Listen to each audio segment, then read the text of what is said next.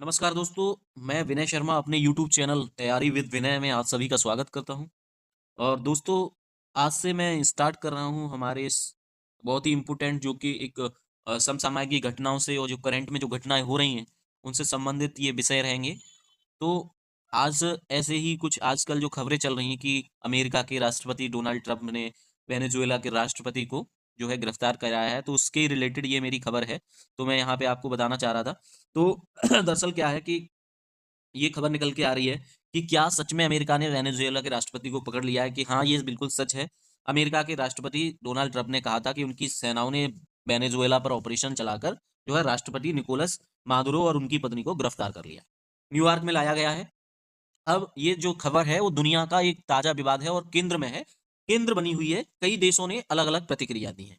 जैसे कि मैं अगर बात करूँ, भारत का क्या स्टैंड है, भारत ने क्या रुख अपनाया है, इस क्या स्टेटमेंट दिया है कि भारत ने अमेरिका की कार्रवाई की आलोचना नहीं की, लेकिन गहरी चिंता जताई है कि वेनेजुएला में हालात गंभीर हैं। भारत ने कहा कि वह स्थिति का सावधानी से अवलोकन कर रहा है। भारत ने सबसे पहले अपने नागरिकों को सलाह दी कि अनावश्यक यात्रा ना करें और अपने आप को सुरक्षित रखें। ये भारत का कहना है। अब वहीं दूसरी तरफ रूस का क्या रुख है, उन्होंने तीखी और कड़ी जो है प्रतिक्रिया दी है, निंदा की है। रूस का कहना है कि रूस ने अमेरिका की वेनेजुएला पर सैन्य कार्रवाई और मादुरो की गिरफ्तारी को सशस्त्र आक्रामकता और संप्रभुता का उल्लंघन बताया है। उसने संप्रभुता का उल्लंघन बताया है। रूसी विदेश मंत्रालय ने स्पष्ट कहा है कि यह स्वतंत्र देश के खिलाफ हथियार का उपयोग है, जो अंतर्राष्ट्रीय कानून के खिलाफ है। रूस का कहना है। और उसने तीखी प्रतिक्रिया दी है। अगर मैं जान लूं, अगर मैं अंतर्राष्ट्रीय कानून क्या कहता है इसके बारे में, तो अंतर्राष्ट्रीय सार्वभौमिक सुरक्षा की मूल बात कहता है कि संयुक्त राष्ट्र चार्टर के तहत किसी देश के राष्ट्रपति या सरकार को बिना उसकी सहमति या यूएन सुरक्षा परिषद की मंजूरी के सैन्य रूप से गिरफ्तार करना या दूसरे देश में हस्तक्षेप करना आमतौर पर अंतर्राष्ट्रीय कानून का उल्लंघन माना जाता है।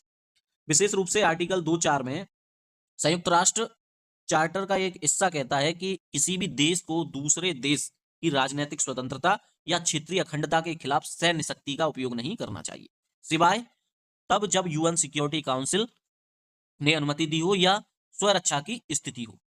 ये जो है यहाँ पे अंतर्राष्ट्रीय कानून ये कहता है। अमेरिका ने इस कानून को नहीं माना। दूसरा, संक्षेप में अगर मैं इसका वर्णन करूं तो कह सकते हैं कि संक्षेप में रूस का रुख है कि अमेरिका की सैन्य कार्रवाई को रूस अवैध, अनुचित और वैश्विक शांति के लिए खतरा मानता है। उसने मादुरो को वैध राष्ट्रपति बताया और कहा कि वेनेजुएला का भविष्य उसके नागरिकों और सरकार द्वारा तय होना चाहिए, न कि बाहरी बलों से थोपा जाए। रूस ने संयुक्त राष्ट्र के मामले की समीक्षा की मांग की और बातचीत पर जोर दिया। यह प्रतिक्रिया अमेरिका रूस के बढ़ते भू राजनीतिक तनाव की एक लंबी कड़ी का हिस्सा भी है। ठीक है। तो अब हम आते हैं संक्षेप में क्या है कि अंतर्राष्ट्रीय कानून और नैतिकता के मुताबिक सीधे किसी देश के राष्ट्रपति को सैन्य कार्रवाई से पकड़ना सही नहीं माना जाता, जब तक कि उसके लिए वैश्विक संस्था जैसे ही यूएन को मंजूरी ना हो या विश्व समुदाय द्वारा इस कदम को स्वीकार ना किया गया हो। इस टाइप से ये जो है संक्षेप में इसका वर्णन है। आप बताइए, आपको हमारी ये वीडियो और जानकारी कैसी लगी है? अगर अच्छी लगी हो दोस्तों तो लाइक, सब्सक्राइब और कमेंट जरूर कर दें।